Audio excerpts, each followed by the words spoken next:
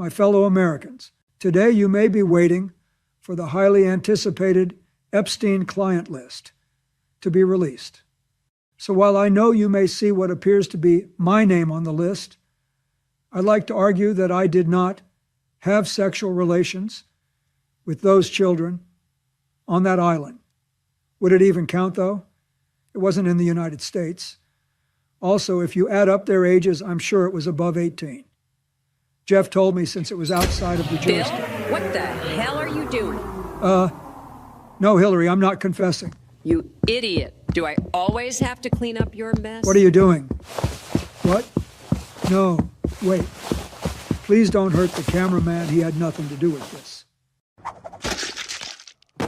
No, Hillary, that was my friend. He wasn't a witness. It's the Homeless Left with Matt Weinglass and co-host Craig Pasta Jardula. Episode 87, Who Are We Protecting? With special guest, retired Border Patrol agent J.J. Carroll. And here's your host, Matt Weinglass. Hello, everyone. Welcome to another episode of The Homeless Left. Had a little glitch there on the intro. Sorry about that. Sometimes we get a little issues with StreamYard, but we're here nonetheless, ready to do this.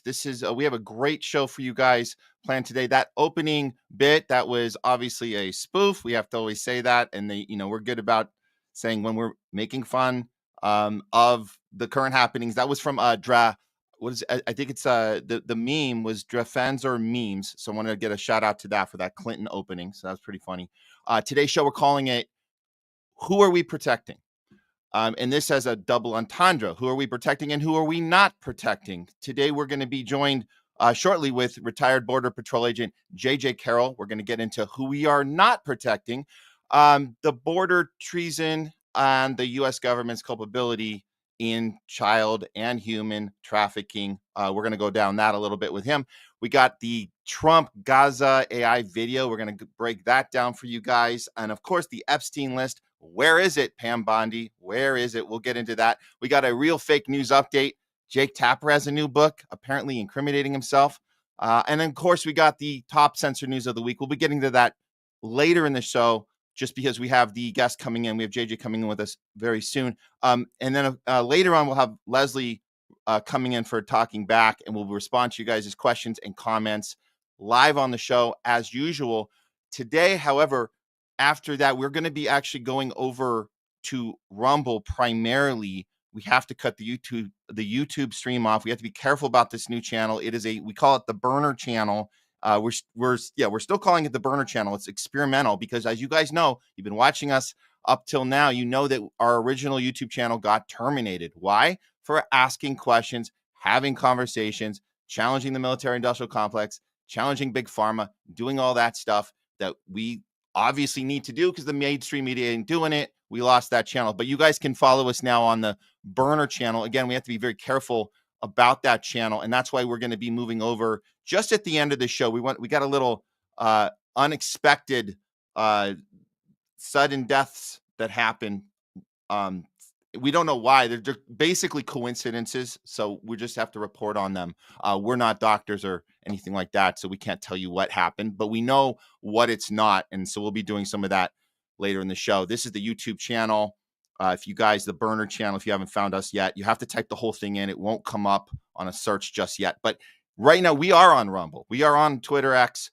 These are platforms that we depend on to not turn off the cameras, not turn off the feed, allow us to have conversation.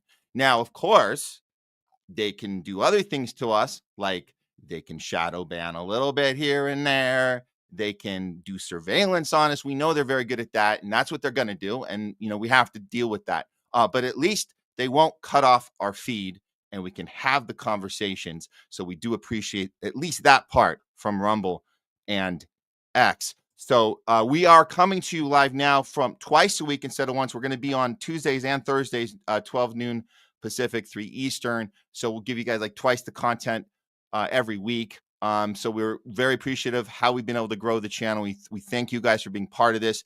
If you're just joining us for the first time, I just want to point out, and for those that are regular as well, a reminder, anyone watching, we welcome you to our channel for anybody who's feeling uneasy about the state of politics right now. Anybody that feels like society has kind of crumbled around them, or they're not allowed to do the thing they used to do. We used to be able to ask questions. We used to be able to, have actual discourse and debate without calling each other names and dissociating from people and banning people from Thanksgivings and Christmases. And you guys know how it's been. It's been insane.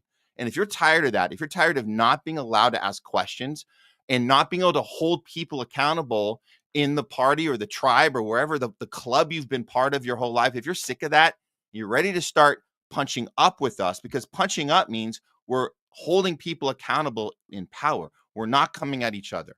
We are all on the same side, and that's the last thing that they want us to figure out. So if you're all about that, guys, done with the red team versus blue team, done with identity politics, done with the mainstream media pitting us together on against each other on purpose with their constant propaganda as they protect the billionaire class and pit us against each other. If you're sick of that and you're ready to start punching up, the homeless left is the place for you.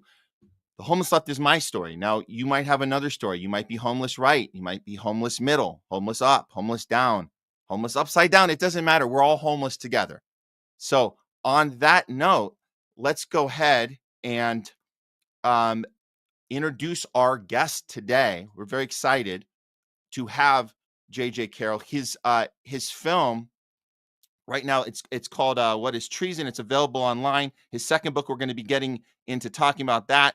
It's coming out soon. We're going to talk to him about that book. But so you know, on November 19th, it was just this last November, he testified on the House Committee on the Homeland Security, where he was basically calling out the Catholic Charities, the Lutheran Family Services, and specifically the Jewish Family Services on their trafficking of children and the border problem we have of a massive level. There's a massive amount of children missing, and he went in there to call it out. Let's take a look at that first, and then we'll bring him in. Here we go. To ask Mr. Carroll and anybody else that would like to answer this, can you name some of these NGOs that have specifically taken these hundreds of millions of dollars and not used it to protect these children? Catholic Charities, Lutheran Family Services, Jewish Family Services. I spoke to a gentleman that works in DHS. He actually sends the electronic fund transfers, and I asked him, sir, tell me who do you send, who are you responsible for, and how much is the largest check you cut? He said, I'm over Jewish Family Services, and I cut a check for $600 million. And I said, is that for like 3 years? And he told me, JJ, get in the game. That's 2 or 3 months, and it's renewable. That's one NGO. And I said, well, Catholic Charities is bigger than Jewish Family Services. Yes, they get the same or more. You're talking about billions upon billions of dollars given to NGOs to further the trafficking of everyone crossing the border, to include children. Please welcome back to the show, J.J. Carroll. Oh, here we go. Boom. Hey, JJ. Hey, Matt. Thank you very much for having me back. I appreciate the chance to talk about this topic. And that day was, I'll stick in my mind forever, because it reinforced every belief that I had. That is that we are run by the dumbest people in our population, and they can't be trusted to do anything. I testified that children were being raped as I spoke, and their response was, well, it looks like we're out of time. And then instead of pulling me to the side and saying, hey, you said children are being raped right now, let's go talk. No, they didn't ask me that. They asked me a very grotesque question. Do you want a picture with us? No, I don't want a picture with you, gutless. It's unbelievable. The people that run our country truly, truly are the dumbest people in our population. So you were starting on the documentary, What is Treason, and you started on that like a year ago. Did you know you were going to be going down this rabbit hole on because I mean, tell the audience about the film, because I think that's where you're focusing on the border, but then when did the child trafficking come up for you, and when did you get really concerned about that issue in that process? This is a great topic because I never in a million years thought I was going to do a documentary on child sex trafficking. I went into this in April of 2024 with a business partner, Ryan Matta, who's the director of this film. And he and I had it all laid out. I knew exactly what we're going to talk about. I knew we were going to talk about child trafficking. I knew that was going to be a part of the movie, but I figured it would just be part of it. Halfway through, or somewhere about a quarter to halfway through the filming, he and I looked at each other as we're driving through Texas, and we're like, everything revolves around child pedophilia and child sex trafficking. Everything does. Like, everything is leading to that. What is going on? And got to the point that he and I filmed so much of footage that he and I said, look, if God gives us enough sales on what is traffic invaded, we'll come back later, right now, as I'm speaking, and film a secondary documentary on child sex trafficking. Lo and behold, when we got all of our hundreds of hours of footage and we started going through it, we realized we already had the movie. We already were able to prove our belief that the United States federal government is the world's largest child sex trafficking organization in modern history, and we had interviewed enough people to validate exactly what our beliefs were. And everyone we interviewed, people with CIA background, all the alphabet agencies, people that worked inside the child detention facilities, people that trafficked the children, meaning escorted them through government pay services all across America, to people that go and hunt down these child sex trafficking organizations and people that go rescue. I interviewed everyone, and everyone told me the United States government is trafficking children. And every piece of evidence, every research I did, every filming I did brought me to this disgusting topic of child sex trafficking. And then it consumed my life. And then my partner and I said, well, we can't, what are we going to do? We have 2 documentaries. Which one will we put out first? And we said, you can't put out invaded before you do trafficked. I mean, I can't tell people, hey, we got this thing called child sex trafficking, but we'll tell you about this in a couple months. No, we had to focus everything on this first documentary. And then people started calling me. I got asked to go and testify in front of Congress, which was a complete and utter waste of my time. I will never, ever do that again, because that is a cesspool of stupidity and corruption like you can't even fathom. Well, to the point. We're glad that you did go in there, JJ, because you're setting a high precedent for the rest of us that we need to call these people out, even though it sounds like it was a horrible experience to go in there, but we have the footage and we can show it. We can say, hey, you went into the lion's den, you confronted them, and this is how they treated you. It's kind of eye-opening, and it kind of exposes it right there, just their reaction to you. So we're glad that you did that. Yeah, I agree. You probably don't want to do it again, but I'm glad we have it on record that you did it. Well, I appreciate that. People tell me it wasn't a waste of time because of what you just said, but for me, I went because Donald Trump was already elected. I figured, okay, I'll have a chance. The chairman was a former sheriff, but I will tell you that. Let me give you a little side note of just so I drive home the point of how corrupt our government is. So when you go in to testify in front of Congress, there's no back and forth. They control the speaker box, if you will. I can hit the button all I want, but they control it. So when they get a chance to talk about you, you can't say anything about it. And the interesting thing, Matt, is I quickly realized, oh, it's just the witnesses have to swear to tell the truth. None of the Congress people swore an oath during our meeting that they had to tell the truth. So we came to a congresswoman named Delia Ramirez, a female congresswoman from Chicago area in Illinois. She proceeds to call me every racist name under the book. I'm a white supremacist. I'm a xenophobe. I'm a white nationalist, blah, blah, blah. She puts up a picture and claims it's from my Twitter account. It's not. And then she gets very emotional. And this is why the reason I'm telling you that the federal government is the enemy. We've allowed the enemy into our government. She gets very emotional talking about women and children being raped on the border. And I'm watching her after she castigates me, I'm watching her go through this change as she starts to get emotional. When people get emotional, because I did this for a living, I interview people for interrogations all the time. I'm watching her body language change. I'm watching everything change. I'm like, oh, where's she going to go with this? She's all emotional now. And then she makes this statement. I could not believe it. And I write it in my book. I write it detailed, word for word detail what she says.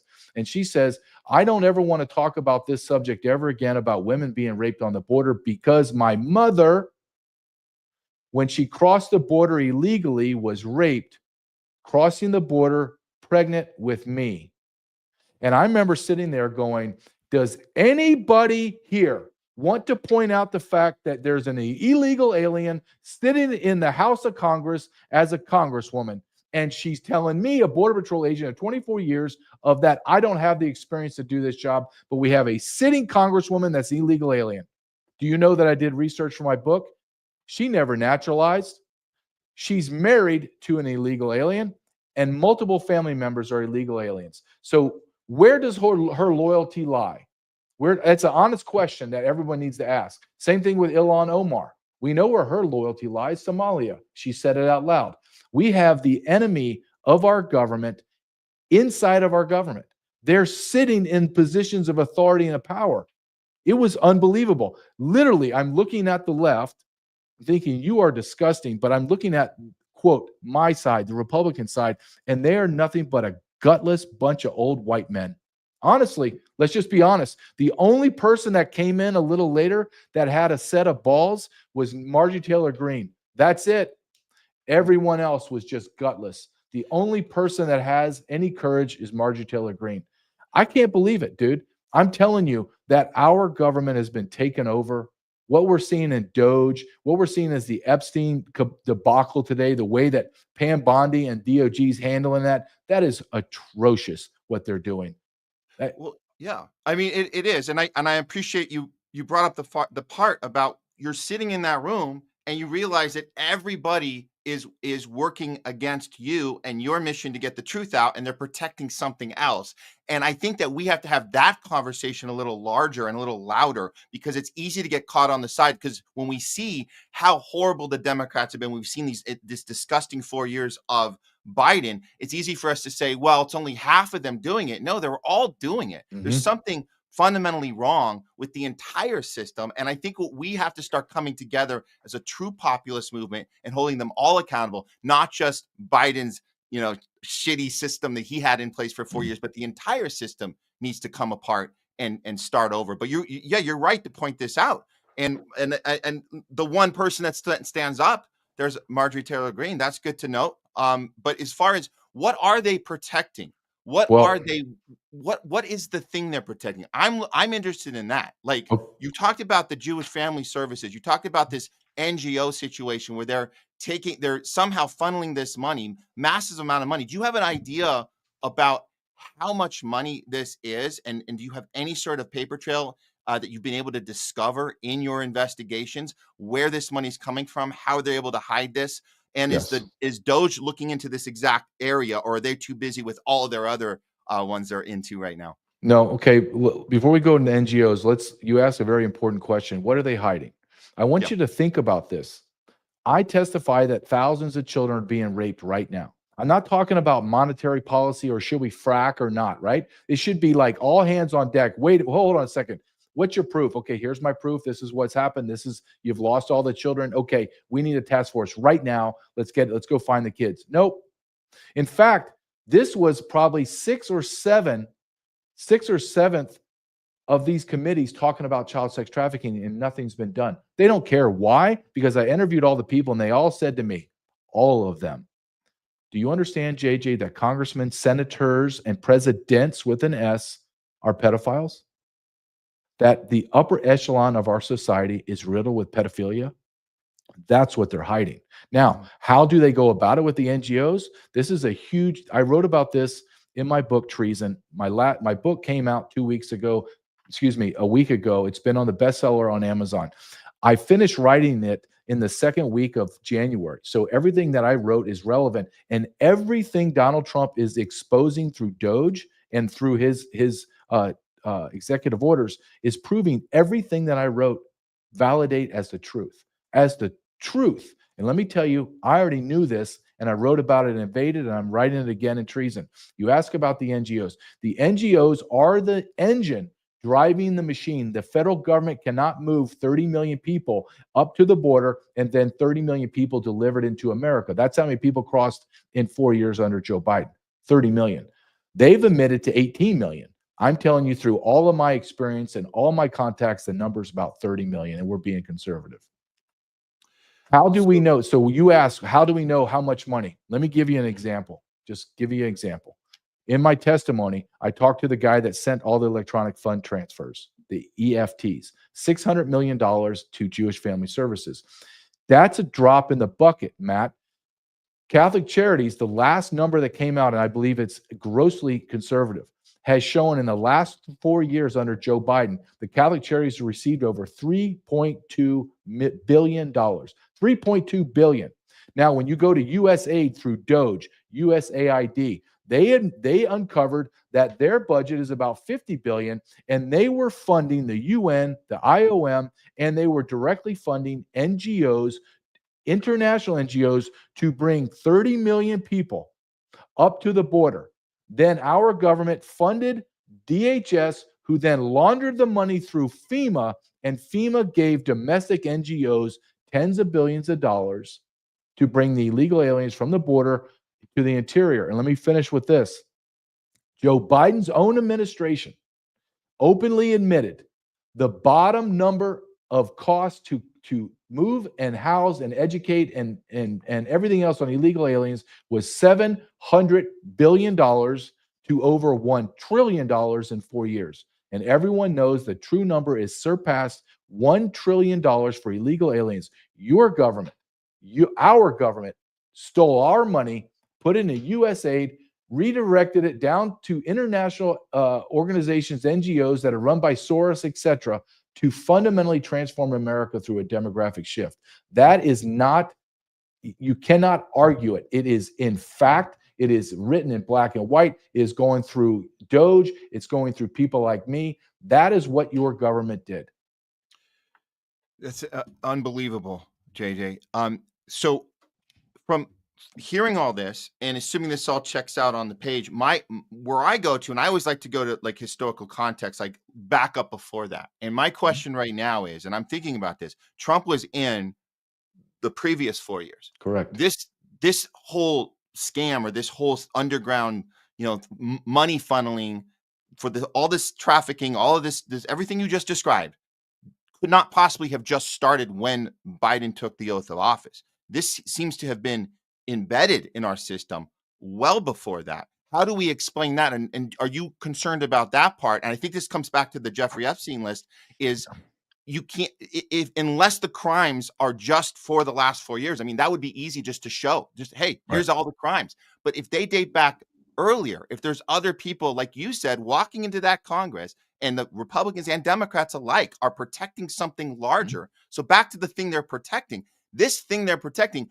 was around way before Biden took the oath of office. So what I'm suggesting is, how can we go further back? How is Doge going to be honest enough to go further back? Because Doge did not exist in 2016, 17, 18, 19. So what do we do about, going down that path and trying to find, justice for where did this even begin? I guess. No, that's a great question, but let's then Doge actually existed before.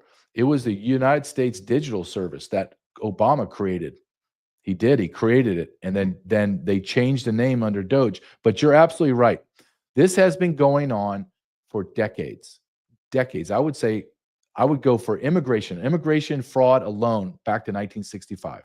That's when we started. We changed all the demographics. People need to understand, from 1924 to 1965, we basically had a zero-based immigration system. Like, it was quotas, man. And it was tightly regulated. 1965 changed everything all the way up to present day.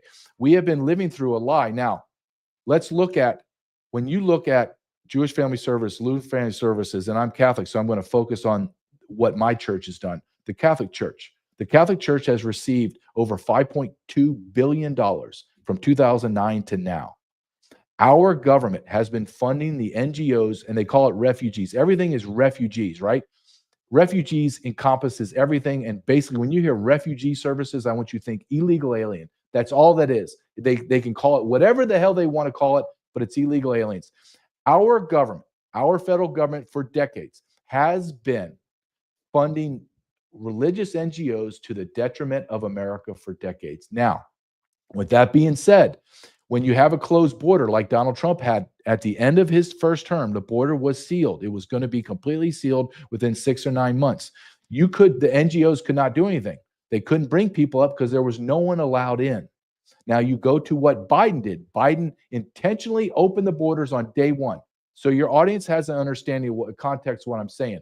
Day one to the very last day, not like a month before. I'm talking the last day he left office. The United States Border Patrol arrested between 5,000 and 20,000 a day and released 95 to 97% of everyone they arrested. It has never been done if you just go off of CBP data, don't go off of my 30 million. Let's just trust what they said, the government. And I'm assuming your audience doesn't trust the government, but let's just trust the government for this. They've openly admitted they have allowed in 4.5 million illegal aliens every single year for 4 years. Our government did that. Our government. So when you go all the way back and you ask, how's this been going? And you are absolutely right. This is not just a Democrat problem. This is a uniparty issue.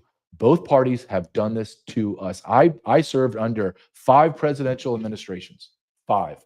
3 Democrats, 2 Republicans. Donald Trump only was able to help the border secure the final 2 years. Why? Because he was fighting the Republican Party the whole time for the first 2 years, Mitch McConnell and Paul Ryan. Both parties are complicit in the destruction of our sovereignty of America.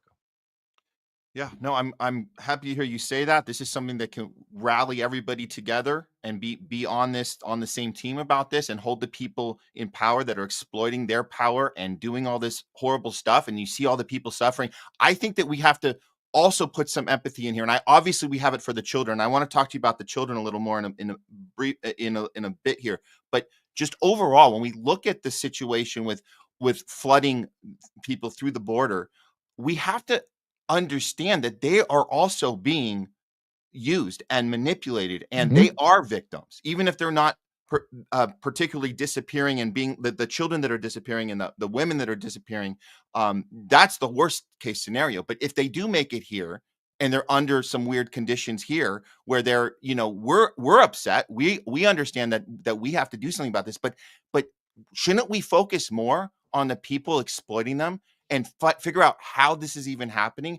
Is the cartel the main culprit? I think that it is. And I think that the funding of getting people through here is happening because of our money, like you said earlier, going through the cartel and kind of using these people as I guess I look at it as they are the victims, and we have to stop punching down at them and start looking at, like you were saying, getting more serious at the border and not letting these people get exploited. And worst case scenario, the children and the women that are getting completely they're having the worst situation of all. And that's it's unthinkable what's happened to them. But shouldn't we have a little more empathy to the people that that it wasn't really their choice to be used and exploited like this? Well, they did make a choice, didn't they? They came up to the border, right, knowing it was illegal, but they were lied to. I will submit that to you. They were lied to.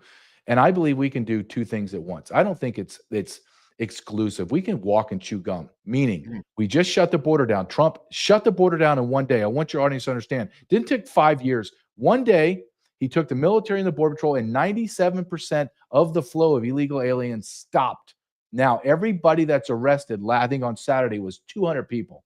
200 people were all deported, everyone. So now we have 50 million illegal aliens in the country. And I can break that down for you how I got the number, but it's a true factual number and it's probably conservative. 50 million. America cannot sustain her greatness and who we are if we have 50 million illegal aliens in a country where the birth rate is not even at the replacement, and the people that we brought in will reproduce at a 2 to 6 times the rate of American nationals. I didn't vote for 50 million illegal aliens to come in. I don't know anybody that did. So why did my vote through my representative, allow 50 million people into my country?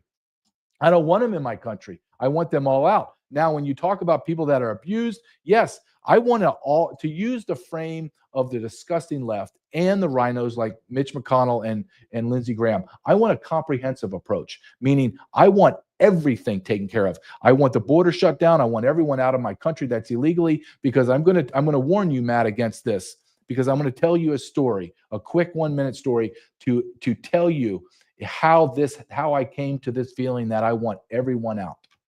You can't, if I lined up 100 illegal aliens, even if I ended up all males, all single adult military age men, I lined them up, you would never be able to pick out the terrorists, the drug dealers, the murderers, and the rapists. You couldn't. Maybe you pick out a few guys with tats on their face, but everyone else, you have no idea. Let me give you a quick story.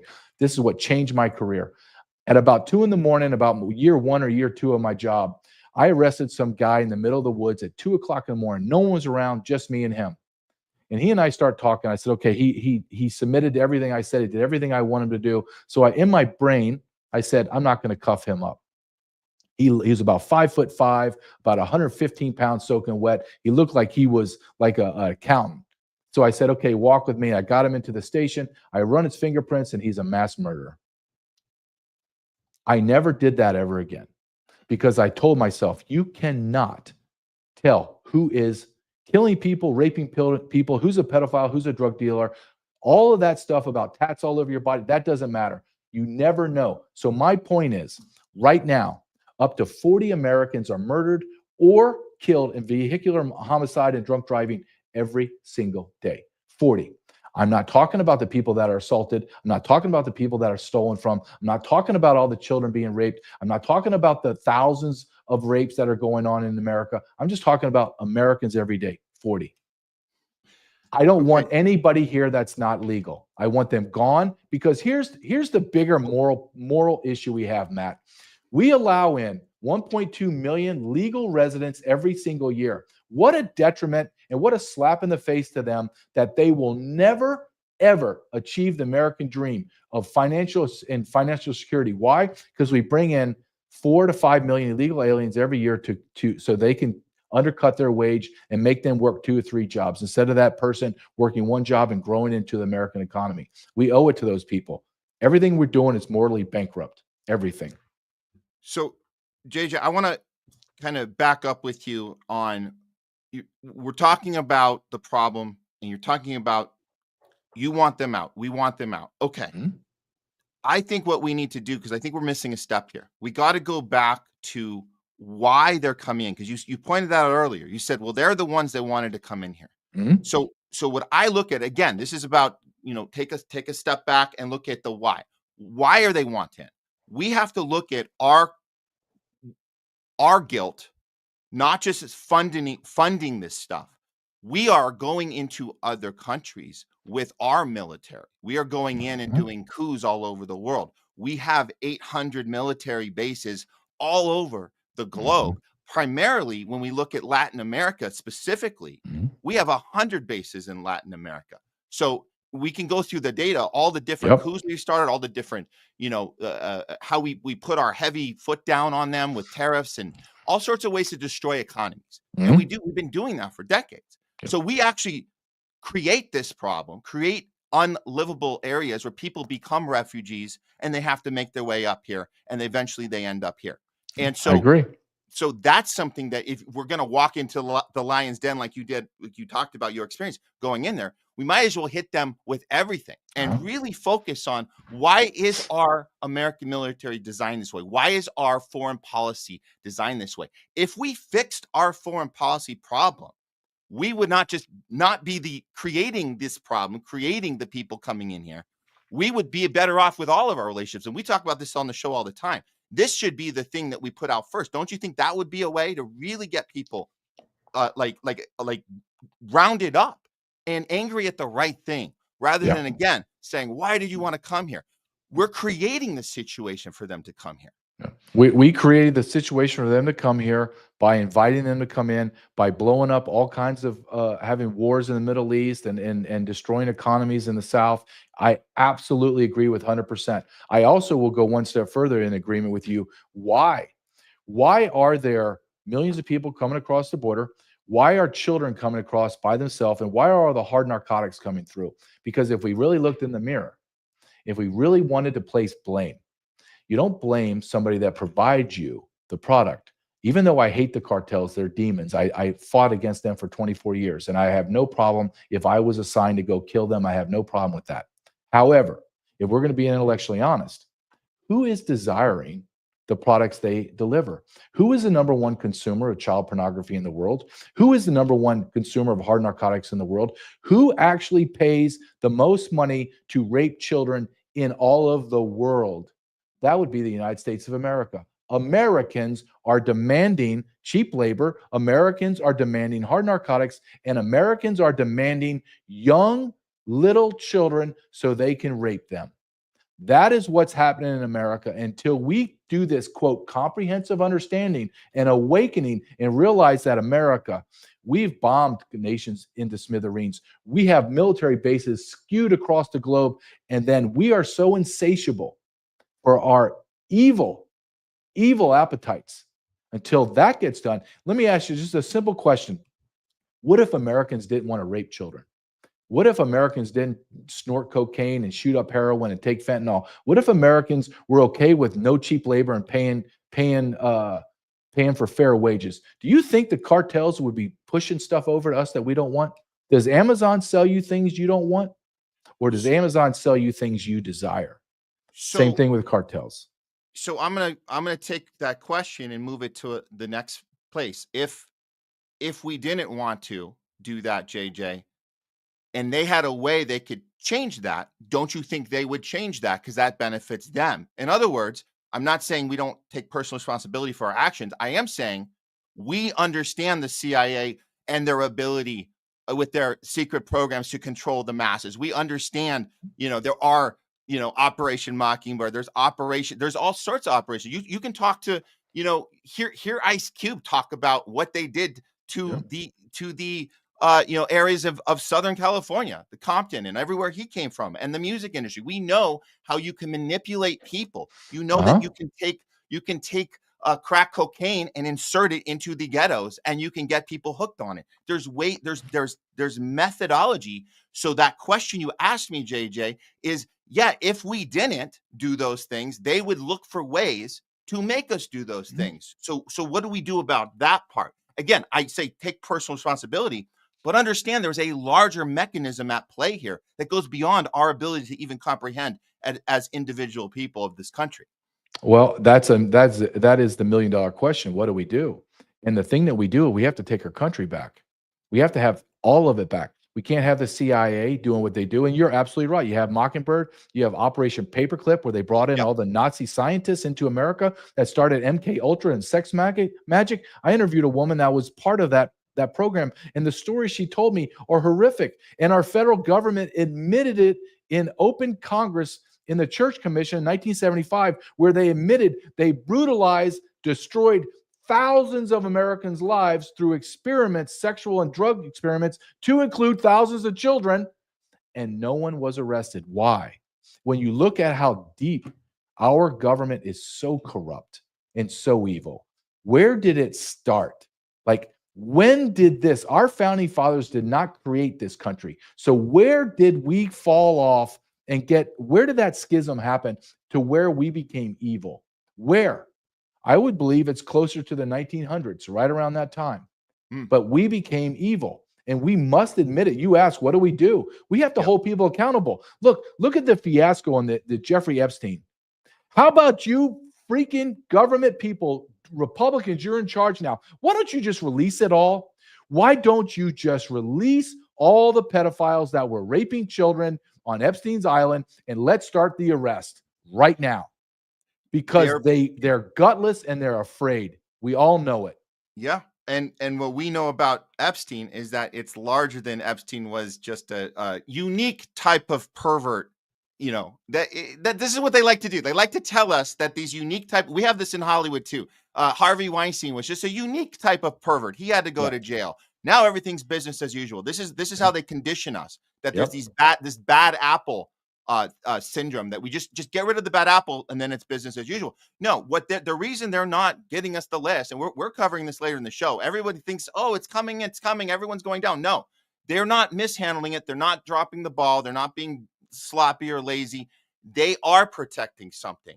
And we think from what the work we've done, I don't know what you think about this, but Epstein absolutely seems to have connected to the Mossad. And that's the kind of thing that once you go down that path, you understand that Trump's cabinet, as much as they're willing to call out certain things about the deep state, there's certain things they don't want to call out, like any connection to the Mossad. I think that might interrupt some of the policy Trump has in place right now, as far as his Israel first agenda and America second, which is another issue. I don't know if you want to comment on that part, but that's the stuff we've been looking at from our end.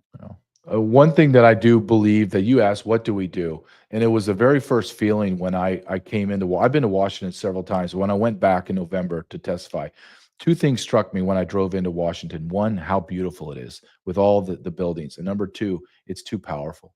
It's too big. The government needs to be as small as it physically possibly can be in order to function. And you ask, what do we do?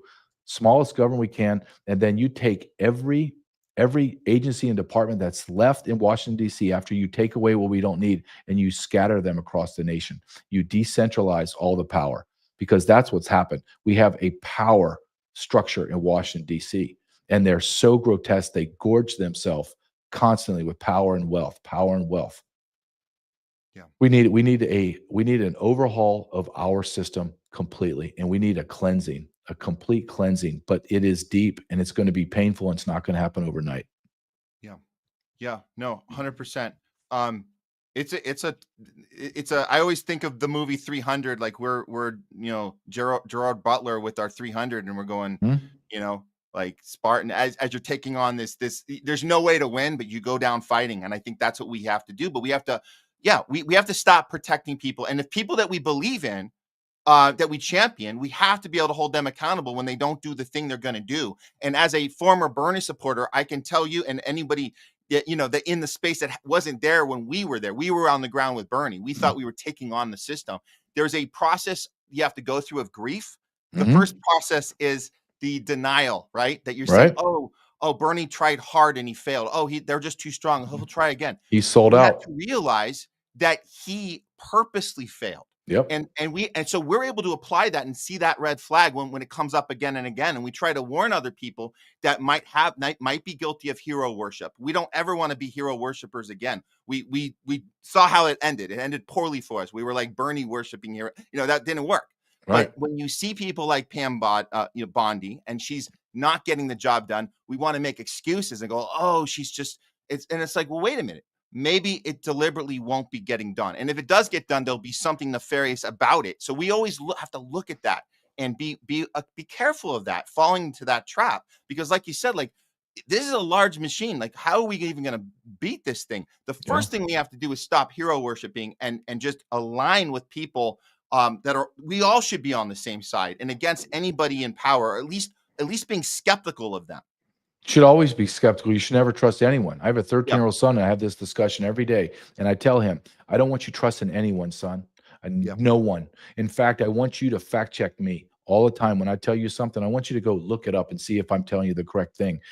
For two reasons. I want him to be a critical thinker. And then two, I want him to understand that his father's telling him the truth so he can trust me.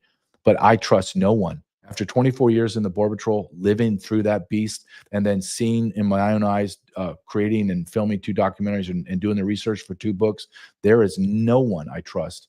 I trust no organization. In fact, my question to a lot of people is, tell me who you trust. What organization within your life, religion, education, healthcare, politics, law enforcement, the social media, you trust anybody? Do you trust anyone 100%? Do you trust anyone 50%?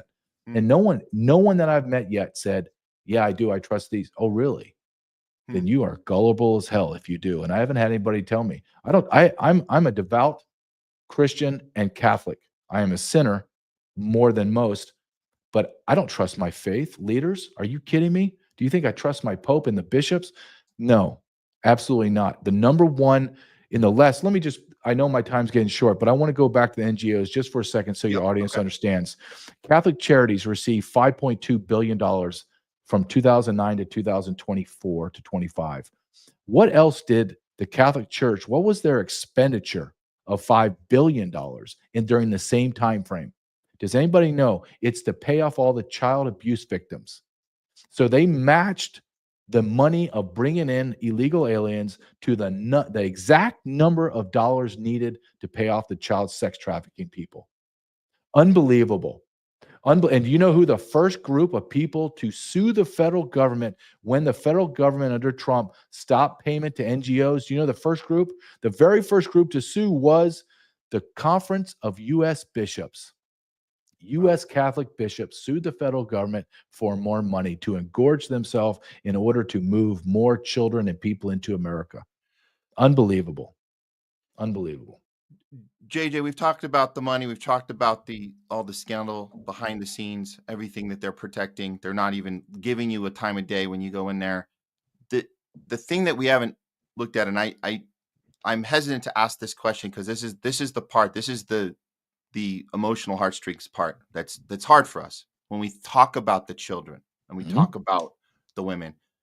Do you have any way to grasp or to find to be able to tell us how many children and what happened to them and where are they? They're gone. There's 550,000 unaccompanied alien children crossed under Joe Biden term in office. Those are called UACs. UACs range from literally infants to 17 years old. In August of 2024, Inspector General of DHS came out and said that at that time they had arrested 450,000 children. They had lost 320,000. 320,000 out of the 450,000 are gone. We are just 6 months, 9 months away from the DHS coming out and saying we've lost them all. We have no idea where they are. And I will quote President Trump as he has said, quote, a lot of them are already dead. And he's right. A lot of them are already dead. They're ghosts. They don't exist. Let me tell you how bad this was. I have a colleague, someone that I interviewed in my documentary called Aaron Stevenson. He was a military analyst embedded with USCIS as an employee. He discovered a transnational organization across the globe that were independent of each other. So you had Romanian transnationals, Mexican, Ecuadorian, Russian. They didn't know anything about each other, but they all discovered loopholes in the sponsorship program where they could traffic children into America, and then the U.S. government would transport those children back to the cartels in America. I interviewed all these people, and I'm telling you that all these children are gone. Little Johnny from Ecuador is not going to school, guys. We're not going to find, hey, you're 500 kids here in this elementary school. I would like to talk to them and then check mark them off. They're not in schools. They're like strippers. You know how strippers, they float around, they get on like a circuit so they don't get stale, right? They go all over the nation. Same thing with kids. They're just moving the kids around. The ones that are alive, the ones that haven't been organ harvested. And we're not even talking about our kids. We're not talking about the U.S. citizen kids. 400 to 800,000 U.S. citizens kids go missing every year. Let's say it's 400,000. Let's just play the low end. And let's say that 90% of the 400,000 are just runaways and we find them. You still have lost 40,000 kids. You have no idea where they are. And America doesn't say a damn thing about it. We are in a moral rot. You have brought in 550,000 children. And we knew they were being sex trafficked the year one. Year one, we went from 20,000 in 2020 to over 120,000 in 2021, and accelerated all the way to the end of Joe Biden's term. They knew the whole thing was happening, and they did nothing. Do you know what happened to Aaron Stevenson when he blew the whistle on that? He got fired. He got fired. So speaking of whistleblowers getting punished, have you been worried about that at all? That there'd be somebody, because you were talking about your books, the documentaries. We know here in Hollywood that there are other people that have tried this. They've tried making documentaries, and all of a sudden they become suicidal, and that's it. I mean, we followed some of these. I mean, like Anne Heche and some of these other, there's a whole list of them that they happen to be working on a documentary about child sex trafficking. What are the odds? And then they became suicidal. Yeah. So how do you, I mean, I'm sure you're aware of those situations. I just mentioned one of them. There's a bunch of them that are just we just can't, it was like, how is this even possible? are you afraid of what might be happening if you continue in the direction you're going? No, because if I stop, then I'm a coward. It's like my business partner Ryan Matta went on and did 2 more documentaries, and he traced the genesis of the child sex trafficking down to Guatemala, and he found that our government has become involved in their elections to try to get rid of the attorney general. This is all open source, and why? Because the Guatemalan government went in and raided 6 NGOs. And the biggest NGO in Guatemala is called Save the Children. And do you know who was the chairman of the board of Save the Children? Her name is Jill Biden. Jill Biden. And 10 days later, after they raided that, do you know who was sent down to Guatemala on an unexpected visit? His name was the Secretary of State Blinken. And what did he ask to have done? He said, the Attorney General is corrupt. I need you to fire her. Where else did we hear that? That was Ukraine. Ukraine. Yeah. So they did the same thing. Yeah. They're covering it. The pedophilia goes all the way down. You have no idea. But to answer your question, no, I'm not afraid. I'm not afraid. Was I concerned that Kamala Harris would win and then I would have my door kicked in at 6 a.m? Yes, absolutely. I carry off duty all the time. I'm very aware of my surroundings. And if anybody wants to ever do that to me, I always warn, you may get something off on me, but I'm going to kill you or I'm going to hurt you real bad for the rest of your life. You'll wake up and you'll remember me every day for the rest of your life. And if you hurt my son or my wife, I will sell everything I have and I will become singularly focused on finding you and killing you. So that's my warning whenever someone ever asks me that. But man, I appreciate you talking. I could talk to you all day about this because it is so corrupted and so embedded into our society, into our government. Pedophilia is the last taboo. It is the last taboo to fall, and it is the taboo that can coerce and blackmail individuals to do anything in the world. And our government is using that. Look at Epstein, look at P. Diddy. And if you think Epstein and P. Diddy are the only honey traps going on, look, you'd be crazy. This is happening across our communities. Pedophilia runs through our churches, through our faith, through business, entertainment, and politics. Absolutely. Yeah. Well, we'll see what happens with those Epstein files. But in the meantime, keep doing what you're doing, JJ. I'm going to throw your website up here. People can check out your films and your book. Can we get everything on thisistreason.com? Or is there that's where you go get the DVDs and movies. I have 2 documentaries to get 2 of them for $9.99. But you can go and my new book, Treason, is out on Amazon. Just type in Treason and put just type in Treason and JJ and it pops right up. So man, I really appreciate this. I would have me on anytime. I'd love to talk to you about this topic because this is going to get worse and worse before it gets better. There's too many people involved, and I call it the Great Awakening of America. It's happening right now. So thank you. Absolutely, JJ. Take care. Have a great day. Thank you. Bye-bye. Okay, bye-bye. JJ Carroll, everyone. Appreciate the conversation. Little pushback in there. I hope I did our co-host some justice because we try to protect our space here with, we got to push back sometimes. But I think the idea is that we're trying to align everyone that we can get on the same page. That's my optimistic point of view. We're not ever going to agree on everything ideologically speaking, but we do have a responsibility to focus people on the right target. And the target should be the powerful, the people in power, the billionaire class, the oligarchy. That should be the target. You can have your values different and your ideology is different and whether you believe in this or that, or whatever church you go to, it doesn't matter. The point is we have to align our troops, the people on the ground, and get our eyes focused on the correct target.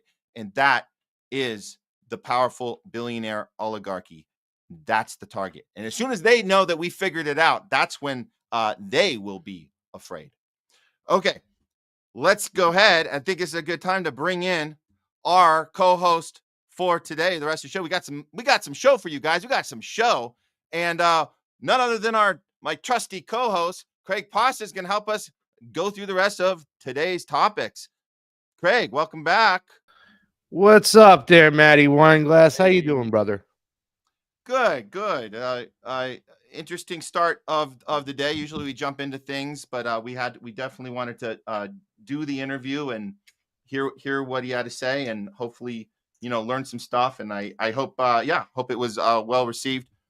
But yeah, I'm just kind of coming down from it right now. I know there was some other stuff that could have been said, and there's only so much time. But we're figuring out our use of time and stuff. I did want to get that Israel thing in there. I'm glad I did that. So that was important. But Yeah, I'm sure that J.J. Carroll, through his research, probably also understands that the majority of the pedophiles seek, safe haven in Israel. But he didn't mention that. He didn't mention one thing about Zionists the whole time, And I think the over/under for how many times he can say illegal alien, he blew it out of the water. He went over by a lot, I mean, I don't know. This is, to me, that guy is one of those Trump is now the savior coming on in. He doesn't provide any historical context, any direct links. Everything is broad and general. And I know a lot of people. I got people's numbers in my phone that have been doing that work that he's been talking about just recently, 4 years, way before him. He just doesn't do it for me. I just, he should start naming some names if he should, and understanding what Doge is, understanding what Donald Trump is, understanding that, to me, it's disturbing when you see somebody say, yeah, I acknowledge the fact that our foreign policy is causing the problem in the first place, but then say they're criminals when they get here. You're talking out of both sides of your arse and your mouth. So, I mean, he talked about Guatemala. Donald Trump has been messing around in the Guatemalan government and their elections for quite some time. All the Central American countries. In fact, Donald Trump approved the fraudulent election of Juan Orlando Hernandez in Honduras in, I think, 2017 when he was in office. And he let a cartel member pretty much, run a country, and refused to accept the fact that even the OAN, which is the Organization of American Nations, which is another NGO that pretty much is the PR firm like the USAID and the NED, to manufacture consent for regime change. Even they said the election was so fraudulent they had to do it again. But Donald Trump's administration said, no, we're going to keep him because he does good business with us. So we'll do that too as well. So he actually let a drug trafficker, he okayed an election, a fraudulent election of a drug trafficker. The Trump administration christened that. So I think the dude needs to get his facts straight. Obama deported more people than Donald Trump did. That's just a fact. And to act like this is just all about Joe Biden and Donald Trump as our savior, it was just, I'm sorry. J.J. Carroll just doesn't do it for me. Well, look, man, we had the conversation went in a way where we understood that the best use of time was to get him out of that Joe Biden is the problem area and go to the larger thing. And I think I think he did acknowledge that. He said himself, he went into the Congress and he realized they all were protecting the same thing. It wasn't just the Democrats. It wasn't just the but he provides them the rhetoric and the ammunition they need to call him a xenophobe. I mean, go look at his Twitter. And he's always saying he said the vast majorities of migrants in this country are a criminal. And then his little story. If you look at any data, that data has existed for forever from any type of reputable corporations or organizations that keep data black and white on how immigrants commit crime at a much lower rate than United States citizens. I mean, that's evident. That's obvious stuff. And he's telling the exact opposite. Most of the people come here are workers. So, illegal alien. I'd say undocumented workers. And you just admitted yourself that we have all these coups, all these things happen. Yeah. Well, that's good. Here this is the point, is that we're having the conversation. There are people listening, people that haven't watched our show before, people that are following him. And we're having an opportunity. We're creating the space to have that discussion that maybe people that never had an opportunity to have the discussion, because people on the right don't talk about imperialism. Hell, there's barely anybody left on the left that talk about imperialism either. So we have to have those conversations, and maybe people are hearing about it for the first time. That's my hope. And I'm going to stay the optimist of our. Yeah, but he of our- admitted that he admitted that that was the cause, but then turned well, around good. and just was hypocritical about it. Well, I mean, look, good. I thought it was fair that you had a relationship with him, you do the interview with him and stuff like that. You know, I thought it would be best. You know, let me just watch and observe and give you my opinions after we discussed it. Okay. We thought it was the best thing to do, and I agree. And I mean, I'm not thinking that he's the worst guy ever. I just wasn't buying what he was selling. I do agree. Okay. You know what I'm saying? That I do believe there are people who on our upper echelons that are pedophilia or get caught in pedophilia situations, or whether they be drugged or whatever the case they're doing. I believe that honestly. But you know what from he's doing, you got to produce names out there. Like who's doing? Is it Tom Hanks, P. Diddy? Which politicians? Which presidents? Tell me who. That's the general blanket statements. That's like information. You know what was the thing that Shake said to? Was it Meatwad? No, Frylock. Shake said to Frylock, it must be obvious they down on Camp Stupid. I get it. I know that. We do know that. Their kids are being used for currency. We know that. Let's connect the dots. But the whole point you're trying to sell to me that Donald Trump is some savior coming in. I mean, that is just the most. I did not get that he was saying that at all. Well, let's ask the audience. I don't think he was saying Donald Trump is a savior. I think he was saying that for him personally, if anything was better than Kamala getting in. And I think he's hopeful, but he's not saying this is my hero. And I had that little moment of talking about how dangerous hero worship is. And he responded to that. He said, that's 100%. And then he talked about, never trusting anyone. So I don't know where you're having some preconceived ideas of it because of maybe some of the stuff he put out there that I hadn't seen, some other stuff. But specifically this conversation, I don't think he brought that in here. I don't. He did not bring hero worship of Donald Trump into this conversation. And again, it's not, we have these talks. This is for people watching right now. We have these talks. It's not just for us. Wow, we had a great conversation. It's all for us. No, this is for people listening. That's the key. People writing comments, but there's so many people that don't write in comments. They're observing. They're taking things in. Seeds are being planted. There's people that haven't heard about American imperialism. People haven't heard about this shit. They haven't heard this the way we do it. And so we're planting seeds with them on top of it. So I'm happy overall. I get your concern going into this, and I think we did it in the right way. And people can, take what they want from it. But that's how, it's everything's a learning experience. So that's what I we're hear doing. you. I hear you. I think today's it was a good day to have him on because we're sitting here on this like wait and see mode. A lot of people talking about being duped. There is no such thing as a list. I don't know what that means. All the evidence of his connections were in his black book. We know who was in that black book. Everybody from the Clintons to Donald Trump, right? Or the whole upper echelons of the elites. That's the most evidence you're going to get. Epstein was also a weapons dealer. You know what I'm saying? He worked for the Mossad. He was plugged into transhumanism and WEF projects. He gave Bill Gates a ton of money. There's no list that's coming out. I mean, there might be a list created by an agency that said they witnessed these people having confessions about people having sex or whatever, but there's no actual list out there.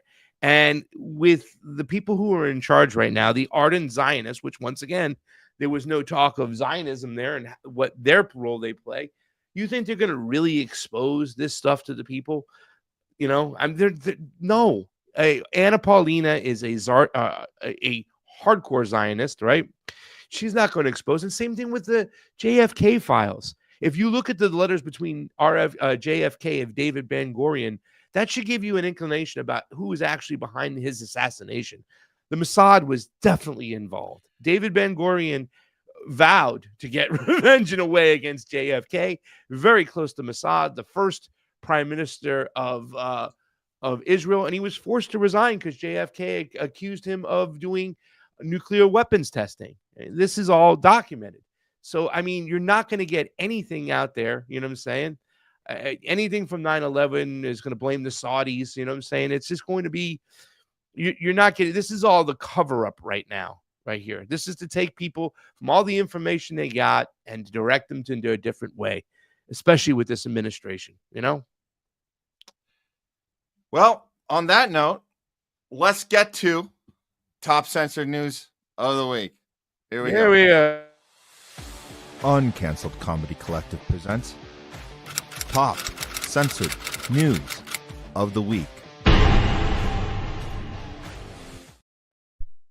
It's time for Top Censored News of the Week. We're bringing you the stories the mainstream media just refuses to cover, but if they do cover them, they always do it in a very dishonest or sloppy way, and it's always on purpose.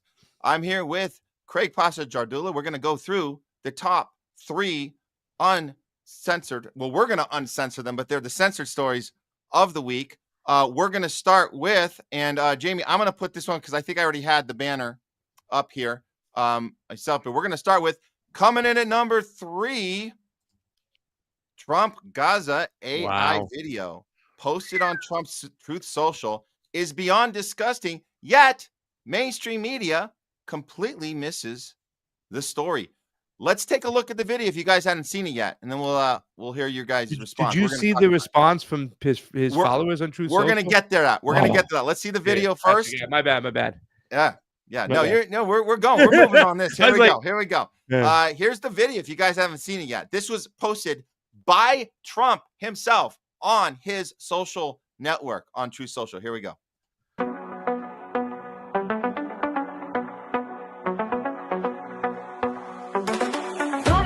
To set you free, bringing the light for all to see. No more tunnels, no more fear. Trump Gaza is finally here. Trump Gaza shining bright, golden future, a brand new light. Feast and dance, the deal is done. Trump Gaza number 1. Trump Gaza shining bright, golden future, a brand new light. Feast and dance, the deal is done. Trump Gaza number 1. Trump Gaza number 1. Did you see the gold statue? Did it crap. Pause? I think it skipped over the golden statue that was there. Yeah, there was the golden statue. Wow.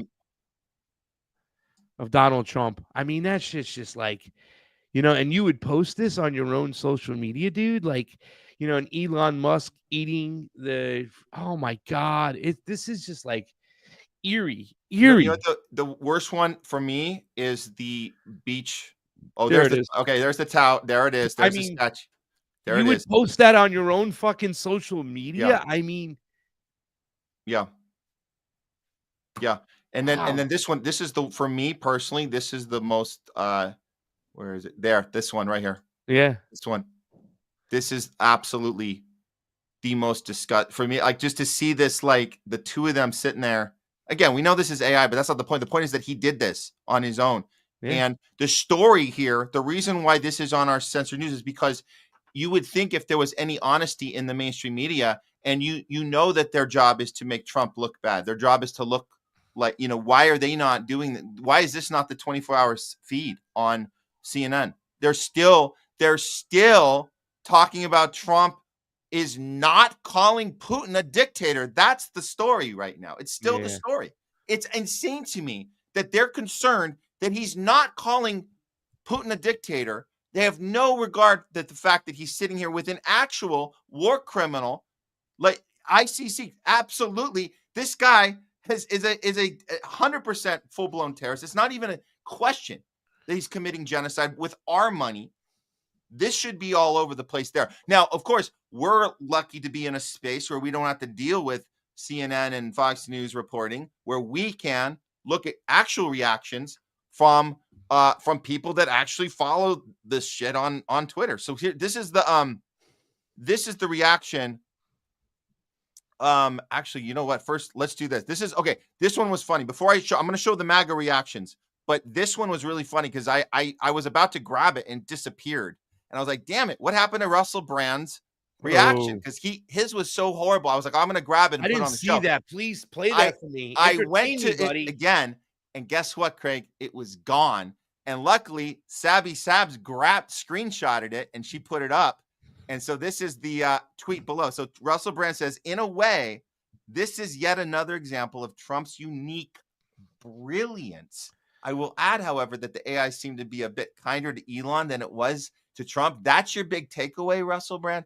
Holy crap. And then Sabby, of course, says, Russell Brand deleted this post. I asked him who was blackmailing him because he was applauding Trump's AI Gaza video. Wow. Smart girl. Way to go, Savvy Sabs. And I'll give you the answer.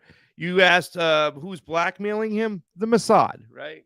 The CIA, the globalists. It's the same cabal that has gotten a hold of RFK, that has gotten a hold of Russell Brand, that has gotten a hold of a lot of people. But obviously with Russell, you know, he had that big swing out of nowhere. And you've got pictures with him and Rabbi Shmuley and him rubbing elbows with their Christian Judaic principles on stage at Rescue the Republicans with Jordan Peterson, right? I mean, it is disgusting where Russell Brand is at, you know what I'm saying? You know, wow. I mean, but yes, that's who's blackmailing him. He is very much compromised, Sabby. Great catch. Well, let's see what the MAGAs are the actual MAGAs. I guess Russell Brand is a MAGA, but let's see what some of the other ones are saying. So it looks like, according to this one, Gen X girl, true social reaction to Trump's Gaza video. This is mostly what they're talking about. Go follow her, by the way, because this is some good shit. I'm glad that you grabbed this. I'm sorry to interrupt, Matt, but this is we need people to see this. Yeah. This is what we're actually a little jealous of this because we should have been this more skeptical of Bernie back in the day, but they're getting it. They're getting it on True Social. They're saying these are the common issues. Gen X girls saying one is luxury partying on top of dead kids. Yeah, good way to call it out. Golden statue, which Craig, you mentioned, equated to Antichrist. 3, self-promotion and dictator vibes. Of course, that's all over it. And then there's flat out discuss. I think for me, that first one is the most important. The luxury partying on top of dead kids. That there's no excuse for that. That he isn't coming out of tunnels, Matt, like he's resurrecting them. I mean, it's just, you're right. I mean, the golden statue is just, we've always said that Donald Trump sprains his arm, patting himself on the back all the time. So this is just going over. And I think you're right too, because the mainstream media is avoiding blaming Zionist Israel for anything. You are correct, because there's still Putin this, Putin that. And yet both left and right media doesn't want to hold a Zionist Israel accountable for anything. Yeah. And this should be the #1 story for CNN. They love to rotate Trump horrible stories. Why wouldn't this? So ask yourself, guys, if you're watching this now, just ask yourself, why do you think that CNN is not running this story 24-hour news cycle? Like they say, oh, Trump isn't calling Putin a dictator. The world's going to end. That's their story. Why isn't it this? So just ask yourself that. And I think you know the answer. Hey, there's one more. I want to show this. We're going to replay the video. Somebody made an adjustment to the video and threw in some tweets from the MAGAs. Not so Gen X girl points out what their concerns are. We're going to see the actual tweets with the video. So this will be an interesting way to watch it now that you guys have seen it.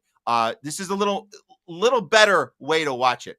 Watch his own followers, his own voters challenge him and push back, and it's what they should be doing. Check it out.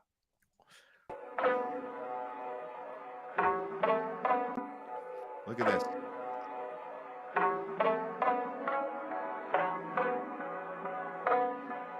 I'm sorry, but this is really poor taste. Lives are lost, innocents are still buried. What sort of sick ad is this? I've been behind you, Trump. This inspiration of golden godlike statue of you. It's sick. It's sick. You better take this down. It's disgusting. Embarrassing. Worst video ever. What are you doing? What the F are you doing? Oh my God, is this for real? This video is evil. Revolting. Oh my God. Get rid of the golden statue. This feels all wrong. Hope your account was hacked, because this is flat out bearded belly dance. It's truly despicable. This is literally blasphemous. What would George Washington say about this? How horrible. Golden statue is frightening. Self-worship. Drinking a beer. That's my worst. Yeah. Antichrist vibes.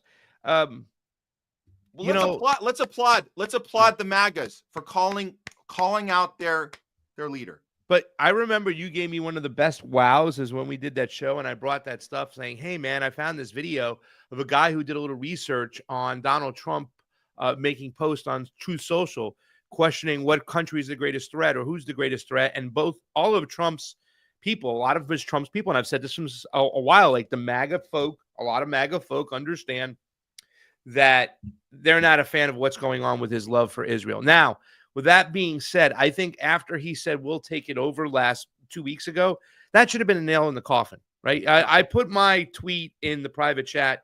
If you can click on it real quick, this solidifies that it should be a done deal, right?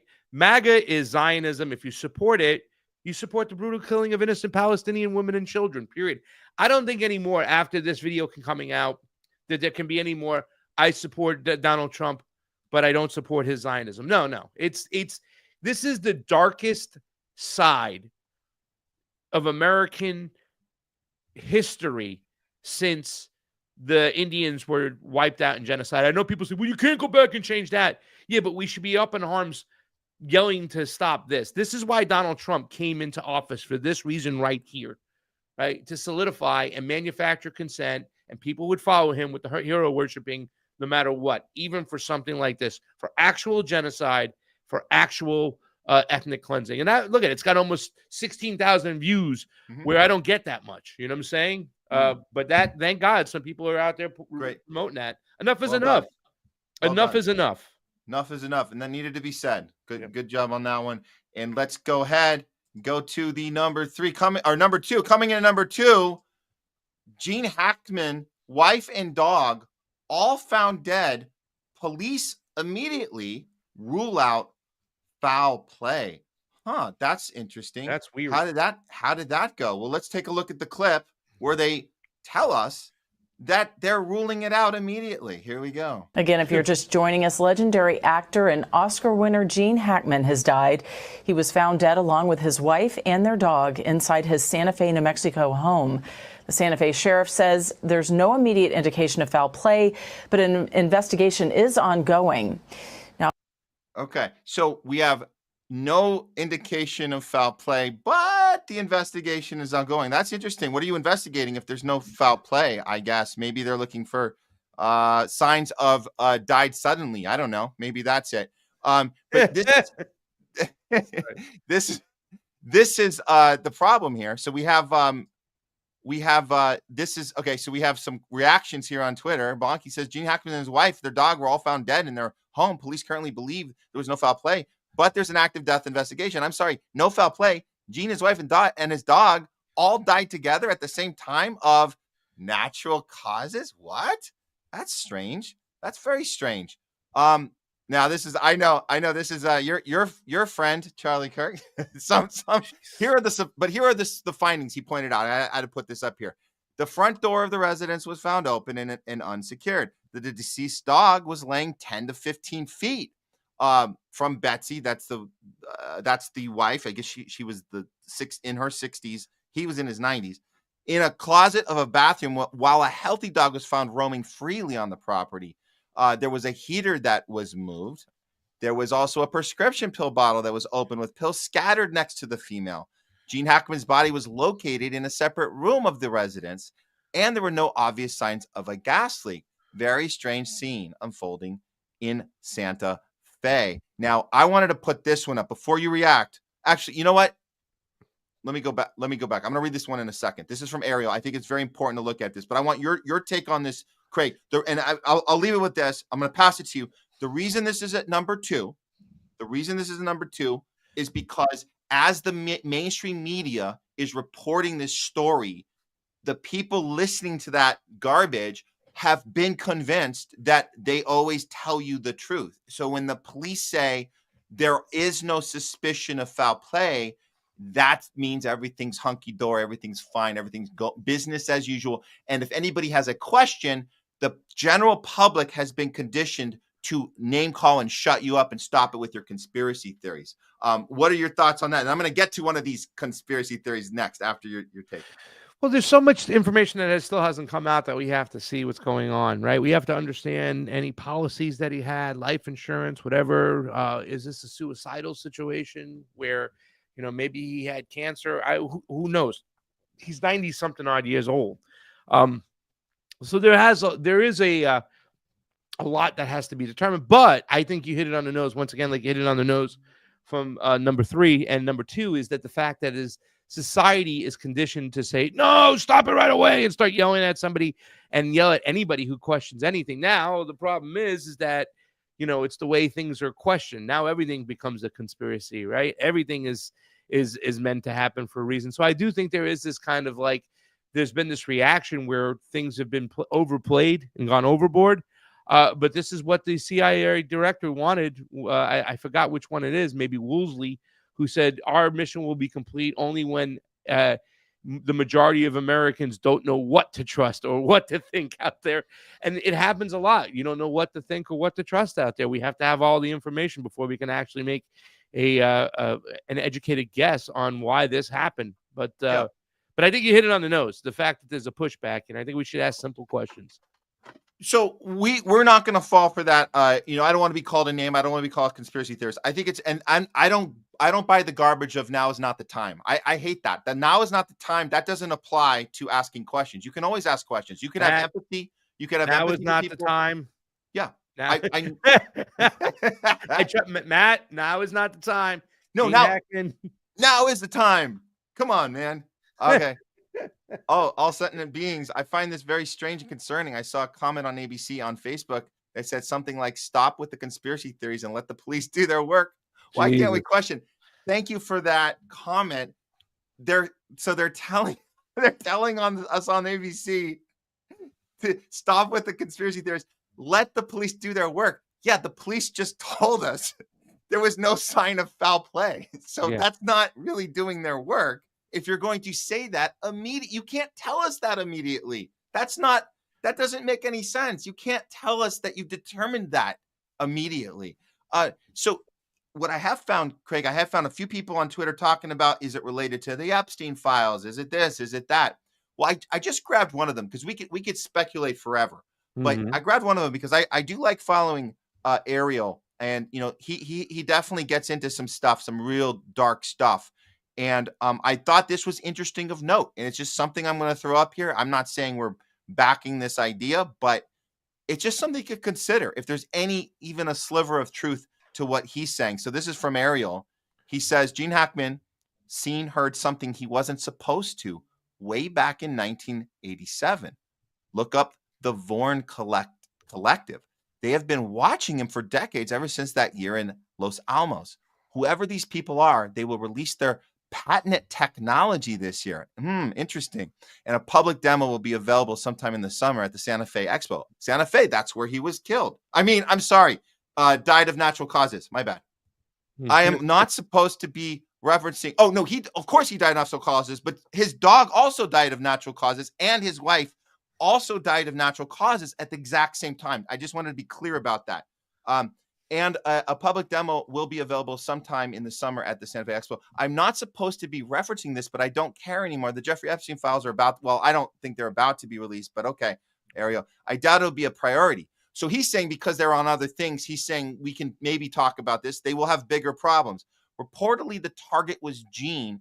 Everything else was collateral. He was supposed to get rid of some notes he had about this tech, but refused. Interesting theory. We don't have any way to corroborate any of this that Ariel's talking about, but I just wanted to throw this up here, Craig, because it's like, if the media is going to tell us, no, nothing to see here, of course we're going to go look at, is there any information? The thing he mentioned, I'll put it up again. This is the Vorn Collective. Why not? If you guys got 2 minutes, look it up. See if you find anything. Why not? The media, the media is not doing this job. So why don't we can do it ourselves? Look up some shit. It's okay. I'm okay with that. So I just wanted to throw that up as just, there might be something there. Who knows? Yeah. I'm very curious to see what more comes out, what more they find, Yeah. We'll see. Sure. He's 98 too, though. A lot of people think, wow, he lived a good life no matter what, right? Yeah, but wife and dog, man. Wow. Somebody botched that deal. You could have just offed him and we wouldn't even be talking about this right now. but you got your wife and dog all in the same. I mean, someone might have botched it. I don't know. Or unless they're sending a message and they got people like us really concerned about what the hell just happened and why doesn't the media care? Very, very, very weird. Okay, so let's go ahead and get to the number one story. Here we go. Coming in at number one, Pam Bondi still holding Epstein files hostage as some MAGA supporters are starting to become suspicious of Israel. Now, that might be wishful thinking on our part, but this is not sustainable. Craig, we're going to talk about what our guesses of what's happening next. But here, just to catch people up, but what has happened, we know this, that they keep reporting that she's going to do it any day. She's going to do it any day. Pam Bondi plans to release flight logs, names related to Jeffrey Epstein on Thursday. Well, it's Thursday. You're on the East Coast there, Craig. We're getting at the end of business hours here, aren't we? Yeah. Aren't we? Okay. Well, haven't seen anything yet. Okay. Well, what else? Okay. So these are the ones that are holding out. They're holding out hope. Breaking Epstein files. This is Dom LaCour. Like, oh yeah, the Epstein files. And we know he got Haiti wrong. That's for sure. The Epstein files will start releasing tomorrow, according to Pam Bondi. Okay. Well, what's that based on, Dom? And this other guy, Tanky, saying the same thing. She just confirmed on Fox. She'll be releasing it. The flight log tomorrow on Jesse Waters. Really? Did she confirm that? Because I went to go watch the clip, and it didn't look like to me she confirmed that at all. Guys, watch this. Tell me if you think this is wishful thinking or if she's actually confirming anything in this clip. Watch her body language, too. Let's do our own research here, guys. What's really going on? Watch her in this interview with Jesse Waters. Here you go. Wondering, because you said last week that you have the Epstein files on your desk, is when can we see them and what's taking so long to release them? I do. Jesse, there are well over, this will make you sick, 200 victims. 200. So we have well over 250 actually. So we have to make sure that their identity is protected and their personal information. But other than that, I think tomorrow, the personal information of victims. Other than that, I think tomorrow, Jesse, breaking news right now, you're going to see some Epstein information being released. She says, I think tomorrow. So this goes to show you, and this kind of qualifies your point, Craig, earlier in the show, where it's like this wishful thinking of we're all watching the same clip, but some people are saying, no, it's happening. It's happening. We see it. It's happening. That's a shame. Here's somebody with a little more reasonable take. Knowing that Epstein was a Mossad agent. This is Dr. Simon Goddard. He's been pretty good on this. Knowing that Epstein was a Mossad agent is Dan Bongino and Pam Bondi's loyalty to Israel the reason why Epstein client list has not been released yet? What are they trying to hide? Why haven't they released the list yet? Who are they protecting? And who's pulling the strings? Here's a little what do you call it? A spoiler alert from ex-automatic enemy of the state. Since Pam Bondi won't do it, I'll do it. Here is Epstein's client list. Thank you for that. So we got the list. Listen, Craig, look, we got the client list. It's right here in the picture. There you go. Yeah, I know. I've seen that joke before. That's funny. Or maybe something else happened to the list. Babylon B. Babylon B is reporting this just in. The Epstein list hangs itself moments. Oh, there you go. That's that. Well, there you go. I guess you can't. It was ready. She was ready to release it. Goes into the cell and it hanged itself. That sucks. Oh well, they tried though, right, Craig? They tried. Yep. And this is today. What are they doing? This is after the Jesse Waters appearance, after all the MAGAs were like, it's happening. They're holding up the front cover of the binder. Why? What are you doing? What's the tease? What's the stop teasing us? That's DC Drano, by the way, over there. So I think that I put it up earlier today that they said that they released it. My friend Kyle did it. All right. And he says the limited hangout. It said something about, and this was originally reported by Brianna Marolo, okay, who's got like 290,000 followers, independent journalist, 10 years in the mainstream media. She said she quit over the corporate mandates to get the vaccine in her bio. But it says, just in the Epstein files, phase 1 has been given to libs of TikTok, Colin Rugg, DC Drano, Cernovich, and Jack Posobiec. So here they are. These are ardent Zionist, right-wing populists that are going to be getting the ones that they're going to uplift as the journalist in this system. You see what I'm talking about? That this is just all narrative management. Total BS. You're 100% right. Completely narrative management. You're 100% right. What they're trying to do, and that's what this administration's job is to do, right? Is to keep people believing in the status quo. Get them to believe that the system we have right now, the current system we have, that regardless of the fact that it gives so much to a small amount of people and so little to a large amount of people, get them to believe that the system could be transformative within itself. In other words, the people have the power to put those in office to do their bidding, to work for the benefit of the people, and get them to believe that the system itself can produce justice when it's all nothing but a big, big, huge cover-up, right? I mean, why are they determining who gets to release stuff? They pick their little minions, Jack Posobiec, an ardent Zionist. Once again, you think they're going to produce any information about the Mossad and pedophilia and what they do? Never. Never, ever, ever, ever, ever. And that's where most of your pedos seek safe haven, Israel. Yeah. You don't believe me? Go watch a million other people who've been talking about this for quite some time. It's one criminal cabal. Yeah. And we should be concerned that it's going to these selected people being welcomed into the little gang, the little Zionist gang. So what? So Pam Bondi can officially say, "Oh, we said Thursday. It was Thursday." No. You just welcomed in. You did an initiation ceremony and welcomed a handful of more Zionists in that probably had to sign some stuff and sign up for the thing before they got it. And now they're part of. They just expanded the. They just expanded that what do you ever call it? This little Zionist gang. It just got expanded by 5 people. That's what happened today. So yay, you've got 5 people in the gang more. So you're a bigger gang now. When Elon Musk came in, I can tell you the names that he once again uplifted, and they shut everybody up. Mario on the Wall, he was one of them. All of a sudden, he became the guy now to run these spaces, and everything went through him. He, co-opted the narrative.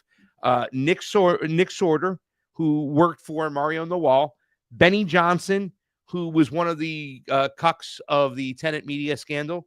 Once again, if you look at everybody who's named in Tenet Media, and this is supposedly RT, right? And RT is only partially funded by the Russian government. Where's all that other money get?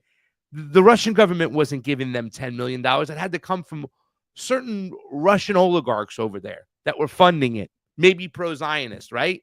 That were funding this, because all those people in Tenet Media, whether it be Benny Johnson, whether it be Nick Sorter, whether it be Lauren Chen, Tim Cast, right? They were all Ian Miles Chong. These guys were all hardcore Zionists. All the Zionists are the ones who have the big following or make the money, or the people who claim to be anti-Zionism but still say it's okay to support Donald Trump. Like a Jackson Hinkle, like a Myron Gaines, fresh and fit guy, right? That's not okay anymore. That all should have ended yesterday, 1,000%, with Donald Trump reposting that video of what he was doing in Gaza. That should have been double end game. But that's who all these people are. Anybody look at the loan numbers that a Derek Bros gets, that the Last American Vagabond gets. I mean, these guys are getting shadow banned. Ryan Christian of the Last American Vagabond, and the reason why I'm mentioning him, because he did something special. They kept taking down his YouTube, and he used pirate radios, other people's YouTube, to go off of what you're doing right now. What do you call it? The burners? Yeah, we have our burner channel. Yeah. They kept on following him, Matt, like he was the most censored guy on the interwebs. Yeah. Right? And the reason why those guys are silent is because they've always called out Israel for who they are. The Zionist occupied Palestine Israeli government. Yeah. And the reason why This is our number one story today, is because the mainstream media won't tell you. They will tell you we don't have the files, but they ain't going to tell you this. And we've known this the whole time. Pam Bondi, Israel is our greatest ally in the world. Great job. In the world. Ba-bam!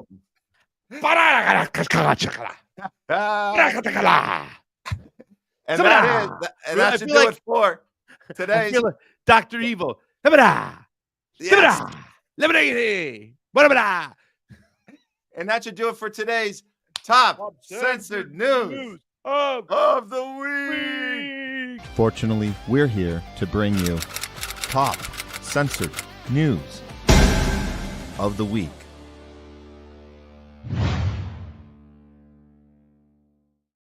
Did a great Keith Olbermann there, right? That was our Keith Olbermann. Oh, how many days since Mission Accomplished was announced in Iraq, Keith? Right. Oh, my Lord. Okay. All right. Moving on here. We got one more story we want to do before we move over to where we're going to cut off the YouTube for our We Know What It's Not segment. But I think it's time to do a little, or do you have anything you want to add in before we're going to do a little real fake news? Add in? Well, you just did a whole freaking I know. I think you want to like come down or have a little I do. I'd like to have a little cup of me and you What? together, like a little English breakfast tea with chamomile to calm us down after that one. You got my blood blowing. My eczema is look at my face is getting red on live stream over here, man. That's man. Because it's so infuriating, Matt. I mean, look, I don't want to be right on these things. I've always wanted to be so wrong on my opinions. I really wish that I was so wrong on so many things. You know what I wanted to be really wrong about was elections. I wanted to be so fucking wrong.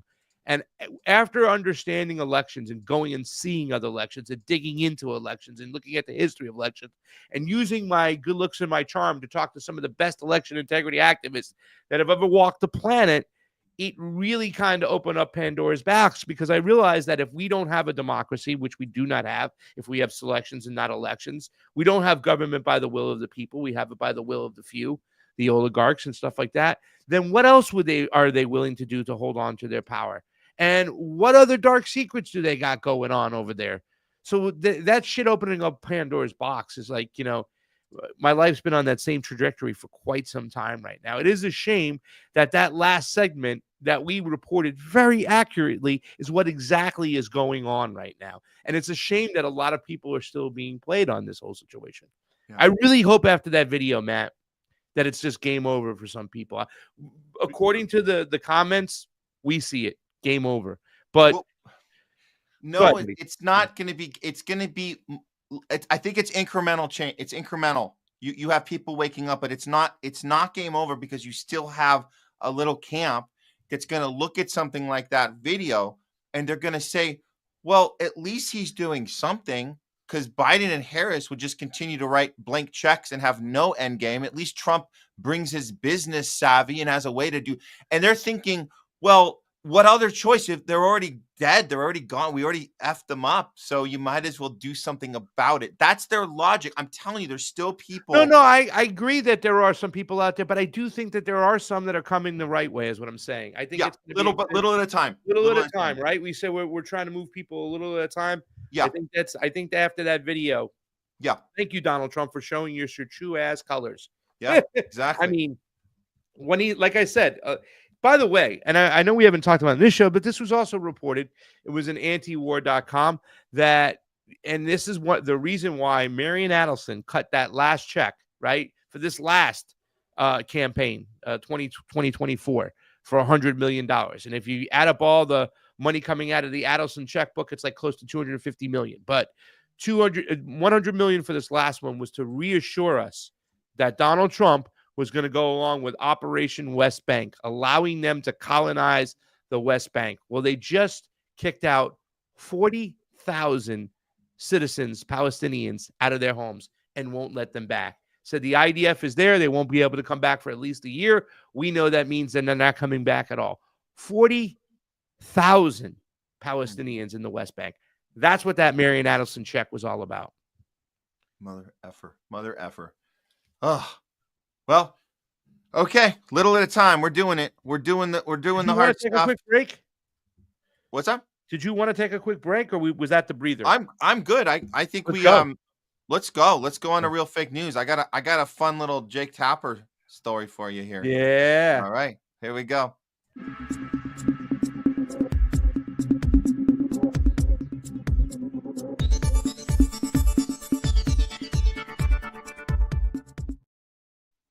It's time for a real fake news update, not brought to you by Pfizer. Okay, we're going to go ahead and look at this news story that broke here. Jake Tapper. Oh, I thought that would work. You know what? Never mind. I'm changing it back. I was trying to do a little news thing. I was trying to do a little news thing where we would have it up in the corner, but it's I know what you're doing. Yeah.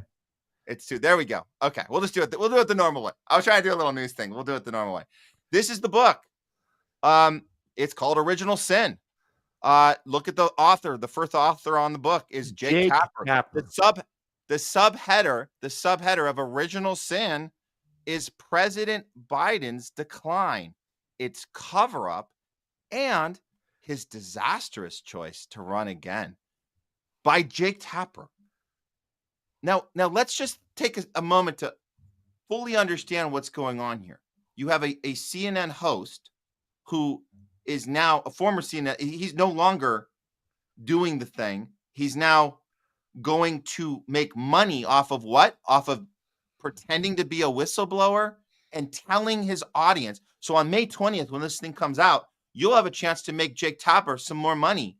And the way you're doing that is you're paying him for his information that he has working behind the scenes, where he can tell you that the entire Biden campaign, the entire election season, the entire Democratic Party was working in cahoots with the media to give us a lie about his decline because it was only a stutter. Remember, it was only a stutter. And he's going to now tell us how that lie worked with no indication. And I can tell you this, Craig, there's no accountability that he had anything to do with it. Now, fortunately for us, the internet is forever. So all we have to do is go back and look at one of these culprits that he's probably talking about in this book, but he's not going to name it because the name is too familiar. It's the guy in the effing mirror, and we're going to watch it right now. Here we go. Jake Tapper doing the thing that he's going to tell us in his book, but we get to see it on our own. Here we go. Kids with stutters feel when they see you make a comment like that? First and foremost, I had no idea that Joe Biden ever suffered from a stutter. I think what we see on stage with Joe Biden, Jake, is very clearly a cognitive decline. Okay. That's what I'm referring to. It makes me uncomfortable You have to watch somebody on stage search for That's so amazing. It's so amazing to me and try and figure out an answer. A cognitive decline. Well, when you're trying to tell me that what I was suggesting was I think that you were mocking his stutter. Yeah, I think you were mocking his stutter, and I think you have absolutely no standing to diagnose somebody's cognitive decline. I would think that somebody in the Trump family would be more sensitive to people who do not have medical licenses diagnosing politicians from afar. Plenty of people have diagnosed your father from afar, and I'm sure it offends you. Your father-in-law from afar. I'm sure it offends you. You don't have any standing to say. I'm not diagnosing him. What I'm saying, Jake, you just talked is about that a cognitive decline. That Joe Biden I have one last struggling question for you, Laura. You can't times on stage, and it's very concerning to a lot of people that this could be the leader of the free world. Okay. That is all I'm saying. I genuinely feel Laura sorry Trump. for Joe Biden. I appreciate it. I'm sure.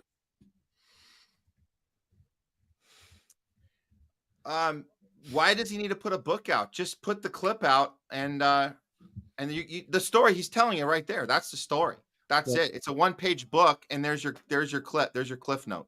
Over. Done. We know that. We know the drill because we saw the same thing with Bernie and Hillary and the colluding of the media, all the emails, WikiLeaks. We saw all of it. So it's the same shit again. But what's going? Do you think this book is he's not gonna mention himself in this at all, right, Craig? It's just gonna be everybody else. No, he won't. He won't. But there's two different type of people, right? There's the paid propagandist, or the useful idiot, right? And I think that most of your news guys, right, are more paid propagandists. And I've said this to you before, Matt. Once you've had that Toro on the whiteboard, the one that says market price, it's really hard to go back to that other Aki. the basic ahi. You want to get that fatty tuna that's, really, it depends on how much they got to pay for it, that catch that came in, that rare toro. And he's just continuing the grift, finding ways to make money that he can. Because unfortunately, those same people that they're still saying that Donald Trump is capitulating to Vladimir Putin, right? Which is all by design, by the way, to keep us in this two-party paradigm. Those people will buy a lot of these books over here. Will he sell a ton? No, but he'll make a few dollars just because his name is Jake Tapper. Yeah. And the ruling class, the social engineers, they understand their audience, Matt. Yeah, 100%. And so what we have to do is we have to hopefully, this is the theme of what we're doing all day and what we do on the shows is we say incremental change forward. We get more and more people aware. Maybe people weren't paying attention back in the Bernie Hillary days, and they thought, the WikiLeaks, I'm not going to pay attention to that.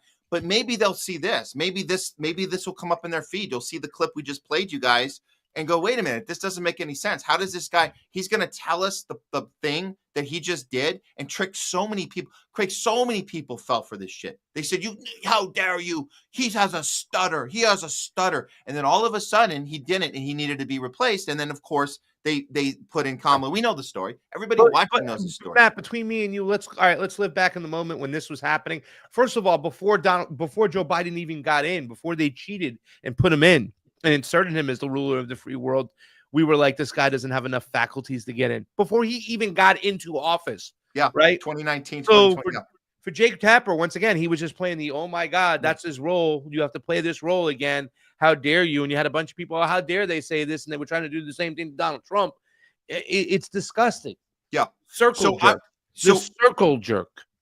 So we have to remember, this is not a unique problem to Jake Tapper. This is the way the system's designed. This is the way the media monster is designed. It's designed to groom people like Rachel Maddow, Anderson Cooper, all the rest of them, groom them from a very early age through journalism school, most likely something like the Columbia Journalism School, handpick them out and get them theatrically ready. It's an acting job, and they play it for their life as long as they can, and they make the money, they protect the oligarchy. And the reason why we know this, Craig, and I can say personally, now that I've been doing this with the Homeless Left for a little while now, I didn't fully know it before. I mean, I obviously knew there was a problem. That's why we started this. We started the show because we knew there was a problem. But now doing actual journalism, I can assure you guys, I can assure you guys that these people need to be held accountable, not after the fact, before, not even during the fact, but before the fact. We need to anticipate their next move, and we need to corner them when we see them.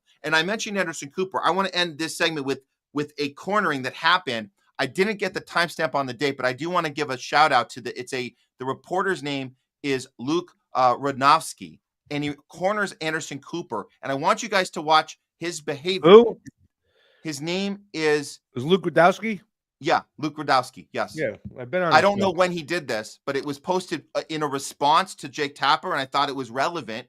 So maybe if you've seen this before, I don't know how new it is, but this, I want you guys to understand how journalism works, so you can see when it's not working. And when a journalist gets asked a question that you run into on the street, you don't have 5 security guards, and you don't keep your mouth shut like you're some person trying to protect something. You're supposed to engage with people. If I was stopped, if Craig was stopped, you wanted to ask us something, we'll talk to you. I've been in public with you, Craig. People come up, they talk to you, they say, hey, we don't say, oh, I can't talk about that. So let's just watch this one real quick, and then I want your feedback on it. But this is what happens when a journalist isn't a journalist because his mouth is silent. He doesn't say a word. Check this out.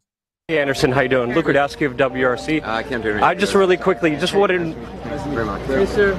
It's amazing to meet you. Just wanted to know what you think of German reporter Off Ote, who said the CIA bribed him and extorted him to publish news stories. Have you ever heard of Operation Mockingbird, Anderson? Operation Mockingbird, Mr. Anderson? It's a very serious question, Mr. Anderson. Do you have any comment on your knowledge of Operation Mockingbird? Sorry.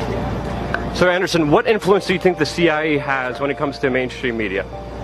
Dude, you're being just ridiculous. I mean, it's time to ask really the hard questions. Because there is a Western pro-government slant when it comes to mainstream media.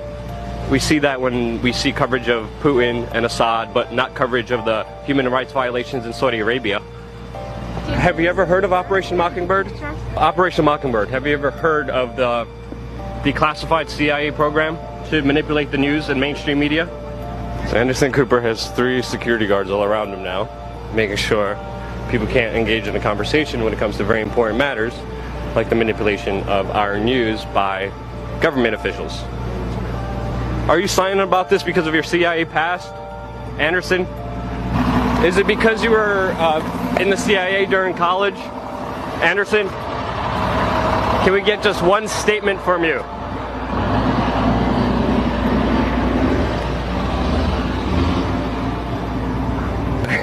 We just made Anderson Cooper hide in his car because he couldn't face questions about really important issues like him training to be a CIA officer when he was in college.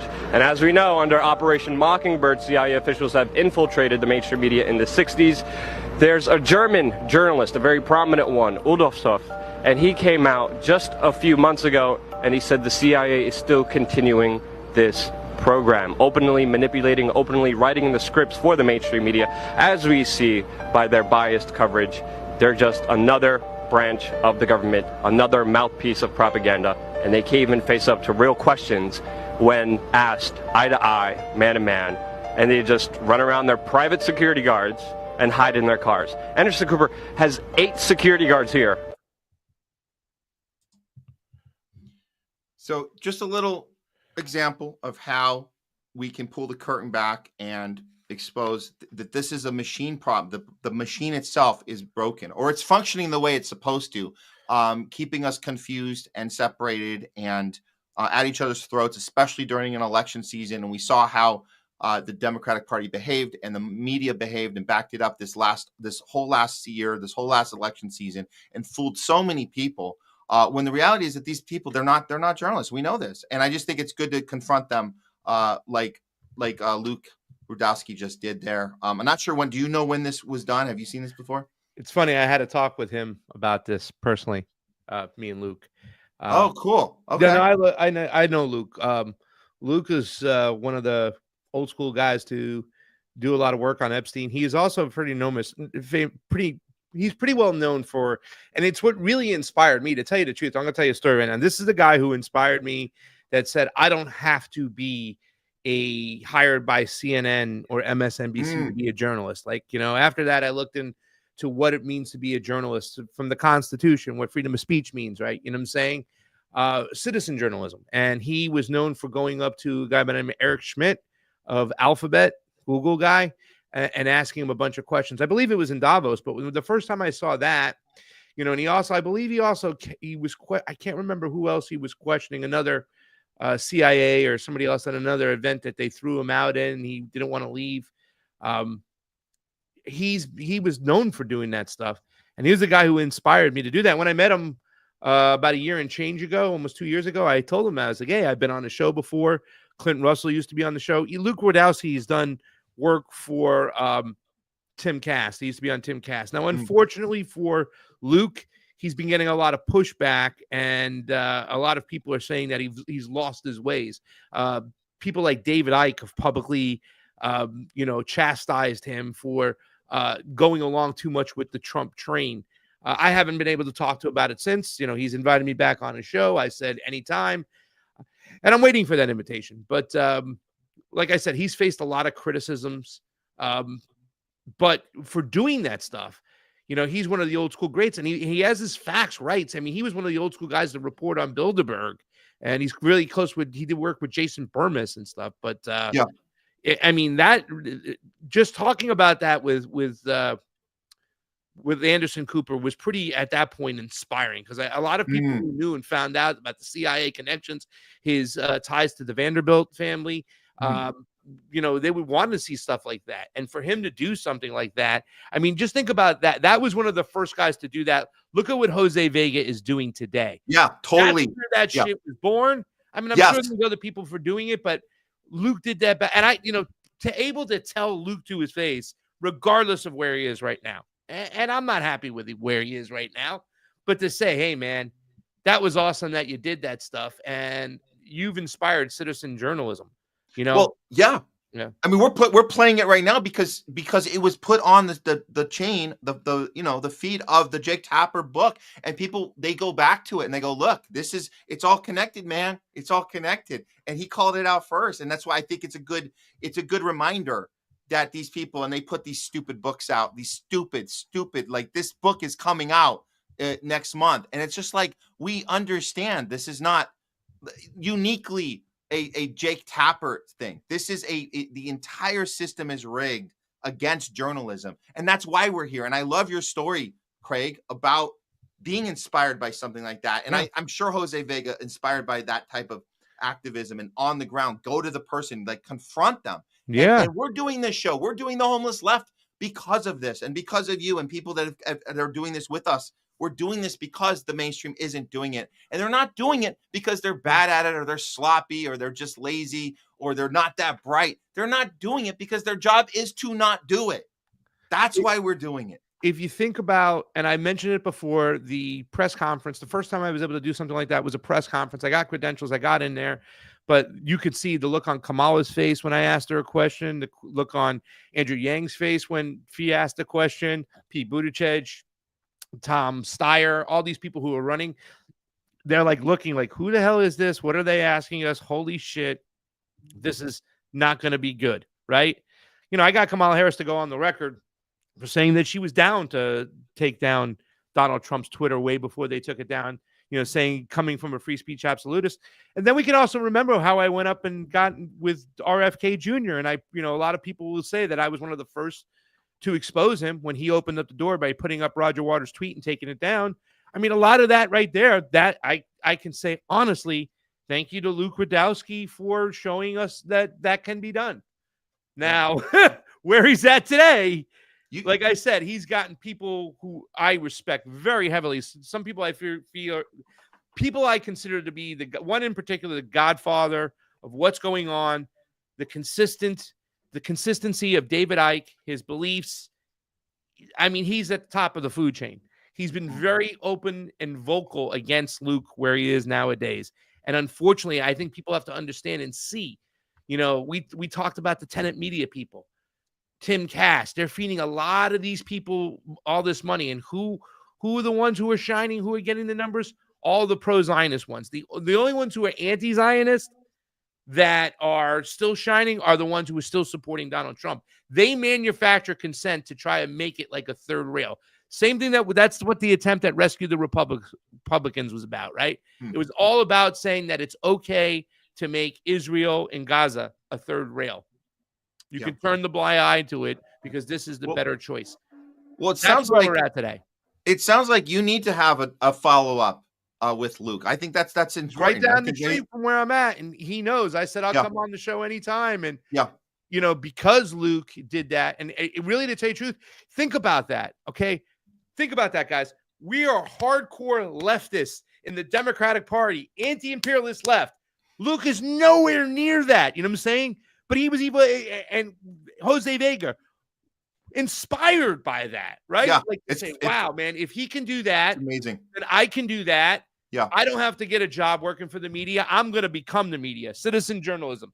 Hell yeah. Let's go. Hell yeah. And not enough people give credit for Luke for doing that. They're just looking at what's happening now today, and they're upset about it. Yeah. But that good Toro tuna says market price. 2 worst words you want to hear on a first date, by the way, too, Matt. Market price. You're like, fuck. All right. How much is the snow crab? Market price. At least $30 a head. All right. Well, that should do it for a real fake news update, not brought to you by Pfizer. Okay. I think we might be ready to make the switch over. Where we're going to shut off the YouTube, even though I know, it's already being suppressed. I think I got a message from Jamie here. It's already being suppressed. It doesn't matter. We just don't want to get any warnings, waking up to any Google emails telling us that we're doing dangerous misinformation. So we'll stay cool with it for now. But so far so good on our burner channel. So we're going to take that off here in a minute. I do have a video that crossed us over. It's a 3 minute what do you call it? A 3 minute crossover video. Cool, so I can go get a cup of coffee? Yeah, I think I timed it because I knew you could get a coffee in under 3 minutes. Yeah. Maybe more. You need a little more. Really quickly. I'm making a tweet right now. I'm gonna post out there. I'm gonna also link that in the private chat. It's one of our most popular videos on the Convo Couch that came out 5 years ago. It explains why the Epstein's clients list will never be revealed, will never be exposed. You know. Okay. Do you want to play it now or after we cut off the YouTube? After. Okay. I just want to show the tweet. That's it. Okay. The video's too long. Okay. Oh yeah, let's see the tweet. Let's see the tweet. You want to do it right now? I'm finishing it up, so when we come back. Okay, when we come up, we'll start things off with the tweet, and then we're gonna get into we know what it's not. Okay.